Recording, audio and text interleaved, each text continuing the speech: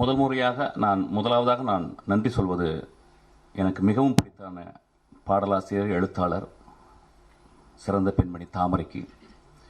தாமரை என்னை விமர்சித்து பேசியிருந்தாங்க. அதில் ஒரு வார்த்தை சொல்லியிருந்தாங்க. அவங்கள்ட்ட முதல்ல நான் மன்னிப்பு கேட்குறேன். ஆனால் ஒரு விஷயம் சொல்லியிருந்தாங்க, வெற்றி என்னை இப்படி பேச வைத்துச்சுன்னு. 18 வருஷம் போராடி கொண்டே இருக்கிறேன் என் தாமரை சகோதரி அவர்களே.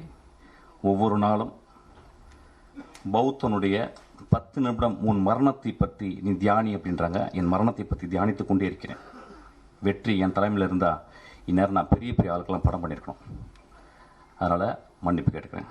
ரெண்டாவது, எனக்கு ரொம்ப பிடிச்ச மிகச்சிறந்த ஆளுமை லெனின் பாரதி. அவன் என்னை விமர்சிச்சிருந்தான். அது தத்துவ ரீதியான விமர்சனம். அவனுக்கும் என்னுடைய ஆழ்ந்த நீங்க கத்துக்கிட்ட கலை என்னைக்குமே உங்களை கைவிடாது. டான்ஸ் ஸ்டுடியோ ஆரம்பிச்சு மாசம் ₹1,00,000 மேல சம்பாதிக்கலாம். எப்படின்னு தெரிஞ்சுக்கணுமா? ஃப்ரீடம் ஆப்பை டவுன்லோட் பண்ணுங்க. வருத்தத்தை மன்னிப்பையும் சொல்கிறேன். அதுக்கப்புறம் ஒரு ஆக்டர், அவர் பேர் வெட்டி, அவர் பேர் அருள்தாஸ்.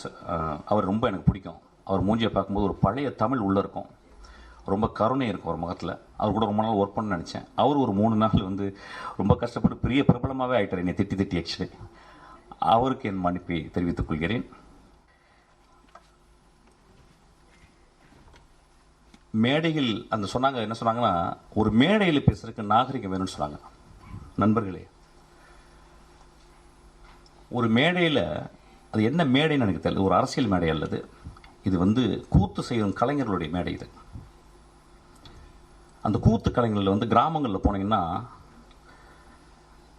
வள்ளி திருமணம்,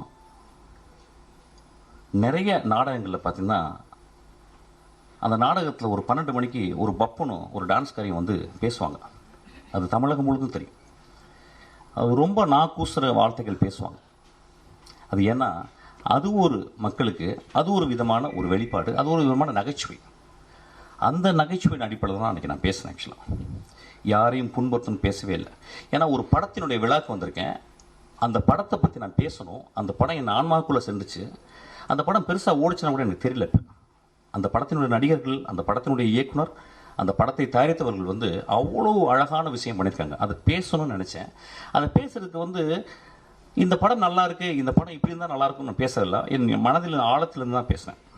அது பேசுனது உங்களுக்கு பாதிச்சிருக்கு. நான் கேட்குறேன், திருக்குறளில் காமத்துப்பால் இல்லையா, பெருமாள் முருகன் எழுதின சங்கத்தில் எத்தனை தடவை அல்குல் என்ற வார்த்தையில் உபயோகித்திருக்காங்கன்னு சொல்லி அவருடைய கட்டுரையில் இருக்கு.